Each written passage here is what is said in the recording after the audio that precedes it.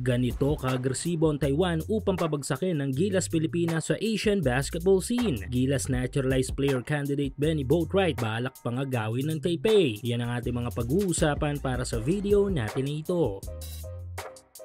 Sa ilang mga national basketball team sa Asia ay hindi may tatanggi na isa nga ang Pilipinas o Gilas Pilipinas sa mga ito. Bilang isang basketball region country kasi ay sa tingin ko ay dapat lang na meron din tayong titulo sa Asian basketball scene. Pero ang bagay lang na nakakalungkot sa part natin bilang basketball region country ay imbes na papataas ang ating development ay nagiging tila roller coaster ito. Kung sana ay minsan ay papataas tapos bigla na lang itong babagsak. Tulad na lamang ng nangyari sa atin ngayon sa ating pambansang koponan. Bagay na nagbibigay ng doubt sa ating mga fans kung isa pa ba tayo ngayon sa mga elite Asian national basketball teams sa ating kontinente. Dahil nga sa ngayon ay may isang national team sa Asia na tila paulit-ulit na ipinapamukha sa atin na much better na sila sa Gilas in terms of Asian basketball tournaments, lalo na sa FIBA Asia. Ito nga yung national team ng Taiwan na Chinese Taipei na ilang beses na tayong tinatalo sa ating mga laban nitong taon. Ang una na nga ay sa last window o sa Feb window ng FIBA Asia Cup qualifiers kung sana ina-upset nga nila tayo sa game. Though pa pwedeng may excuse tayo doon dahil nga nakapokus raw as per Coach Tim Cone ang ating national team sa Asia Cup Championship. Kaya kung iisipin ay hindi na nga natin sineryoso ang laban na yon. Ngunit nito lang sa nakarang Asia Cup Championship mismo kung sana yung tournament na pinokus natin ay muli tayong tinalo ng Taipei. Bagay na wala na tayong excuse na masasabi. Try to imagine no, dating kupunan lang na tinatambakan natin sa Asian basketball scene ay pinapahirapan at tinatalo na lang tayo ngayon. Kung iisipin ay hindi lang sa senior team nila ito ginawa, kundi even sa ating youth team nito lang sa under 16. Suportahan ang inyong paboritong team sa PBA, NBA at MPBL o kahit pa nga sa mga overseas league. Full details sa comment section. Kaya naman masakit man natanggapin ay talagang may pagangat na sa ating national team ang Taiwan. Bagay na dapat natin bigyan ng isang matinding solusyon. Pero kung solusyon nga ang ating hinahanap ukol sa patuloy na pagdodumina sa atin ng Taipei ay ang bagay naman na magpapabagsak pa sa atin ang hinahanap ng mga ito. Dahil nito lang ay may isang bagay ang ginawa ng Taipei na magbibigay ng impact sa development ng ating national team. Ito nga yung tila pagsulot sa ating kandidato sa pagiging naturalized player ng ating pambansang koponan. Ito nga yung malalaro na papalit sana kay Justin Brownlee sa hinaharap. Ito yung 6'10" former PBA import na si Benny Boatwright. Yes, sa ngayon ay nasa kampo na ng Taiwan si Boatwright na nagpahinga at nawalan ng connection sa ating national team dahil nga sa kanyang injury. Inaasahan nga sana na magiging pangatlong full-time naturalized player si Boatwright ng ating national team kasama si Brownlee at Ange Kwame. Mabisa din sanang pamalit kay JB ito dahil all-around player din ang laruan ng former G-League player na ito. Ayon nga noon kay Coach Tim Cone ay matangkad nga daw na version nitong si Boatwright ni Brownlee. Kaso mula nang matagalan ng process nito sa pagiging naturalized Filipino citizen ay nawalan na tayo ng balita kay Benny Boatwright. At imbes na sa Pinas dumiretso ito matapos ang pagpapagaling niya sa kanyang injury ay sa Taiwan ito dumiretso. May mga bali-balita na balak ng inaturalize ng Taiwan itong si Boatwright. Isang agresibong move upang mas lalo pa nilang madumina ang Asian basketball scene.